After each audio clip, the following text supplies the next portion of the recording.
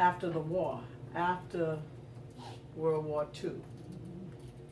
You know, they split Germany in 3 parts. That was a powerfully satanic man. And so they split that country. The Russians took part of it, the Americans, and then the English. And they wanted to, so they had a west and an east, I believe, section. Yes, right. Am I talking right? Y'all that know what I'm talking about? And they wanted to be able to bring that country back together without war. So Kenneth Hagin wrote this book. The Authority of the Believer. Has to do with spiritual warfare. It's the authority of the believer. Huh? The authority of the believer. The what? The authority of the believer. The authority of the believer. That's what I'm talking about now. The authority of the believer. And they went down in prayer and began to exercise their authority over those ruling spirits. Now, there's a ruling spirit over America, but there's also a ruling spirit, a territorial demon over Brockton, Yep. as well as Boston, Yep. as well as Cambridge, Harvard, MIT. All these places have sub-spirits that rule. Now, the ruling spirit over America is the spirit of rebellion. Been here a long time. Long time. And depending on what section of the country you go in, that demon is stronger than in other sections. Because it started here in Massachusetts. So Massachusetts has a very, very strong hold in the spirit of rebellion. It started here with the Boston Tea Party. How many of you heard of the Boston Tea Party?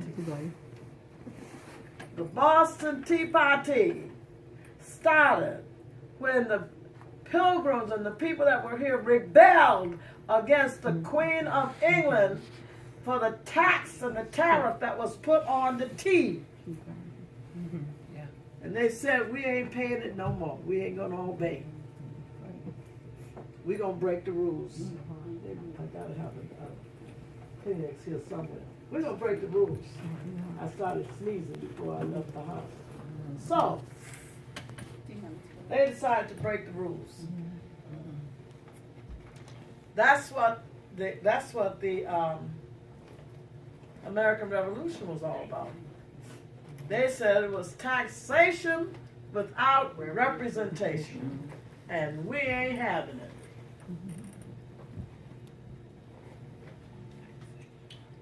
Y'all understand? I mean, I know some of you are not from America, so maybe you don't know a little bit about our history here. But that's the spirit of rebellion. It's serious in this country, but especially New England, especially Massachusetts. Up here, they're lawbreakers.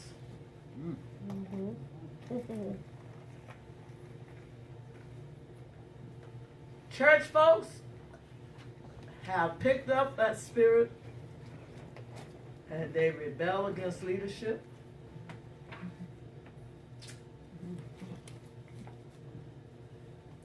They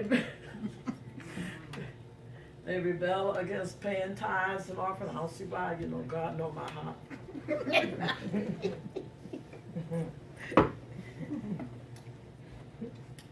No, I don't have to do. I ain't doing it. I ain't going to no prayer meeting. Not tonight. Prayer meeting. I pray at home. Rebellion instead of obedience. It's rebellion in the house of God. Amen. Deliverance is for God's people. Salvation is for the sinner. Deliverance is for the people of God. Amen. Hello here. Amen. I'm going to say it again. Salvation is for the sinners. Amen. You can't deliver no sinner.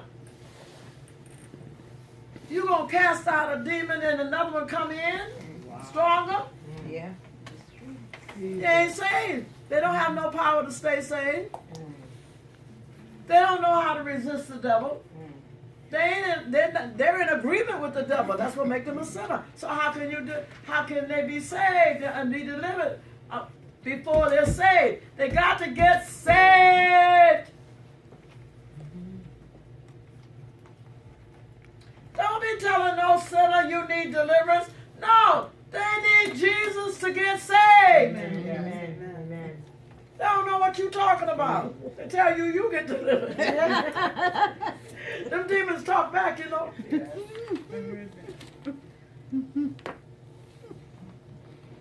Salvation first. That is deliverance. Salvation. That's the definition of deliverance. Salvation. That's one of the definitions. So, but what is operating in you? Why do the saints still do some of the things they were doing when they was in the world?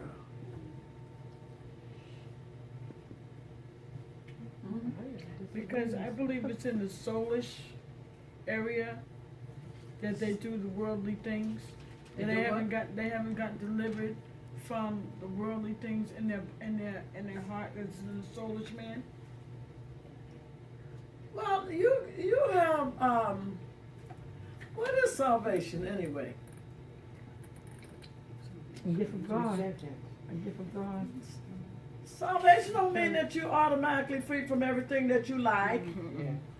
You still like chitlins, even though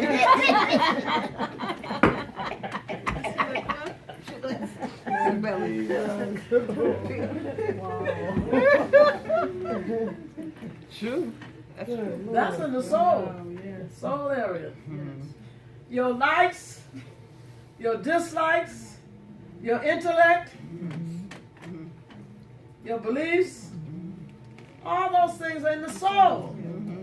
That's why they call it soul food. They call it soul food. Yeah. That's where it is. Your likes and your dislikes. Your rebellion is in your soul area. So just because you got saved don't mean that you sanctified yet. Amen. It takes time. Don't necessarily mean that you gave up. You can get saved upstairs in the service. Right. And if God don't take it from you, you go right outside and get in the car and smoke. Same thing. Yep. Now here comes some well-meaning saint. I knew they wasn't saved. I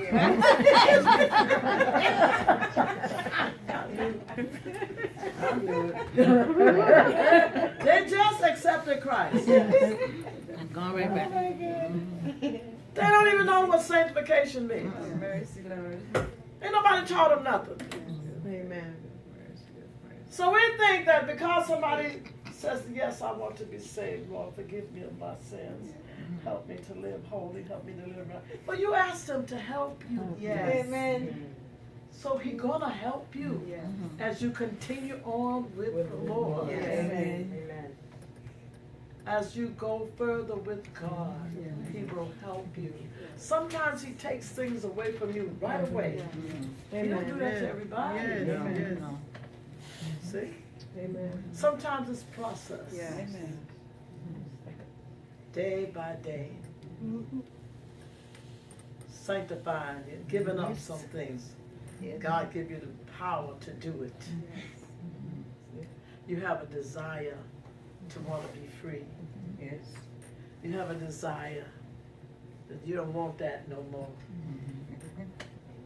That's what salvation does. Changes your desires. Yes. Gives you power to say no. Yes. And you do have to still say no. Amen. You can say yes.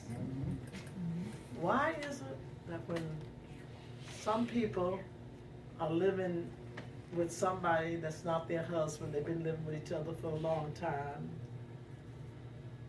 and everybody thought they was married, but they're not, and they get now see, you made me laugh. Now you stop it. Now, and everybody thought they was. Come to find out they're not. And the wife, the common law wife gets saved. Now here goes the battle. Yeah. Yeah. True. Equally you. True. There's a battle there. Mm-hmm. There's a struggle. Yep. Everything ain't automatic, you know. No. Some things you have to decide. That's why the writer wrote the song, I have decided to follow Jesus. Yes. I have decided to follow Jesus. I have decided to follow Jesus. No turning back. That means you got to turn away from the things that you love. Yeah. And it could be somebody. Amen. Jesus. Amen. No. See, now, this is the one thing about deliverance. Amen. It'll make you tell the truth. Amen. Yes. Amen. It'll make you admit to the truth. Amen. You don't say, this was once me, Yes. but God delivered me. Yes. That's deliverance. God Yes. set me free from Yes. that Yes. thing Amen. that I Amen. was into. And it Amen. wasn't overnight. It was a Amen. process. Amen. Amen. Amen. And I had to learn to trust God because my man was good to me. Amen. You know, everybody's not a rat. Some of the rats were good.